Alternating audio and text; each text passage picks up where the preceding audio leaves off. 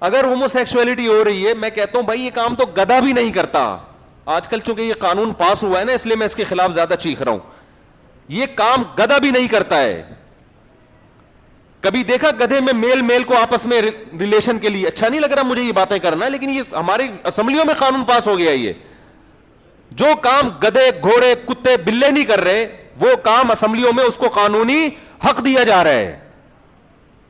سمجھ میں آ رہی ہے بات؟ مذہب جب چھوڑو گے نا تمہارا یہ انجام ہوگا. خدا کی قسم، مذہب صرف آخرت کی ضرورت نہیں ہے. دنیا میں انسان اور گدھوں میں فرق کرنے کے لیے بھی کیا چیز چاہیے؟ اسلام چاہیے ہمیں. اسلام کے علاوہ ہمارے پاس انسان بننے کے لیے کوئی راستہ نہیں ہے. اب تو میں ہندوؤں سے کہہ رہا ہوں، سکھوں سے کہہ رہا ہوں کہ اپنا خاندانی نظام بچانا ہے، انسانوں کی طرح زندگی گزارنی ہے. خدا کی قسم تمہارے پاس اسلام کے علاوہ کوئی اور آپشن نہیں ہے، ورنہ تمہاری اولادیں بھی لڑکا لڑکے سے، لڑکیاں لڑکیوں سے، تمہارا سارا فیملی سسٹم تباہ ہو جائے گا.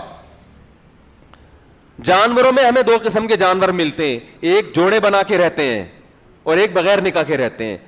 تو جو پیئرنگ کر کے رہتے ہیں وہ ذرا مہذب لگتے ہیں، وہ وفادار ہوتے ہیں. گدھے گھوڑے تھوڑی وفادار ہوتے ہیں.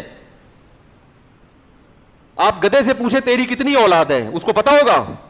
کیا ہمیں کیا پتا، ہمارے اتنے لوگوں سے ریلیشن ہوا ہے، اتنی گدھیوں سے ریلیشن ہوا ہے، ہمیں کیا پتا یار. گدھی کو پتا ہوتا ہے یہ میرا بچہ ہے، گدھے کو نہیں پتا ہوتا. جس معاشرے میں میرج سسٹم ختم ہو جائے اس میں باپ کو نہیں پتا ہوتا میری اولادیں کتنی ہیں، نہ بیٹے کو پتا ہوتا ہے.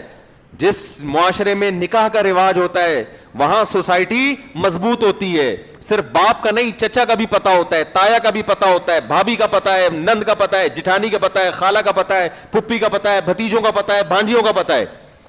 سمجھ میں آ رہی ہے بات کہ نہیں آ رہی ہے؟ میرا خیال ہے نہیں آ رہی ہے سمجھ میں. کچھ لوگ گردن نہیں ہلا رہے، شاید کچھ مسئلہ ہے، ڈاکٹر نے منع کیا ہوا ہے ہلنے جلنے سے ان کو. تو مجھے احساس ہوگا نا آپ میرے ساتھ ہیں تو مجھے بات کرنے میں ذرا سکون ملے گا. تو خیر یہ تو کہاں ہم نکل لیے. اصل تو میں بغیرتی پر بیان کر رہا تھا. اصل جو میں بیان کر رہا تھا کس پر کر رہا تھا؟ بغیرتی پہ کر رہا تھا. تو اسی ٹاپک پہ واپس آ جاتا ہوں.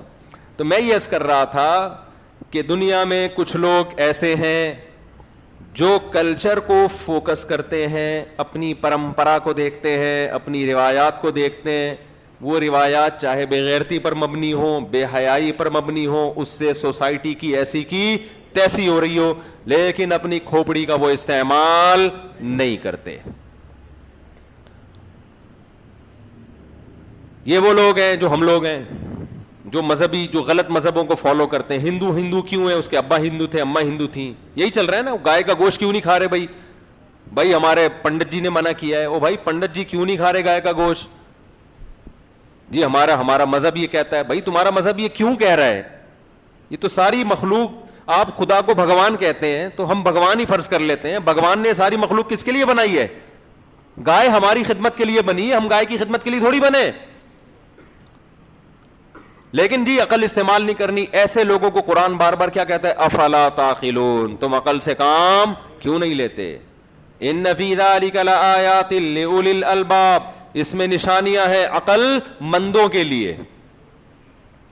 لیکن ان آیات میں جن لوگوں کا تذکرہ ہے جو میں نے ابھی تلاوت کی ہیں، ان لوگوں کا نہیں ہے. ان آیات میں ان لوگوں کا ہے جو یہ سمجھ بیٹھتے ہیں چند کامیابیاں دیکھ کے کہ ہم عقل کل ہیں، ہمیں عقل استعمال کرنے کے لیے خدا سے پوچھنے کی ضرورت نہیں ہے. وہ مذہب سے اور خدا سے، اللہ سے آگے نکلنے کی کوشش کرتے ہیں. یہ طبقہ بھی ہماری سوسائٹی میں اب ہول سیل کے حساب سے پیدا ہو رہا ہے. پہلا والا طبقہ مارکیٹ سے کیا ہو رہا ہے؟ شارٹ ہو رہا ہے، سمٹ رہا ہے وہ. دوسرا والا طبقہ کیا ہو رہا ہے؟ یونیورسٹیوں میں پہلا طبقہ نہیں پیدا کیا جا رہا، یونیورسٹیوں میں دوسرا طبقہ پیدا کیا جا رہا ہے کہ عقل استعمال کرو، عقل استعمال کرو، جو آپ کی کھوپڑی میں آئے اس پہ چلو.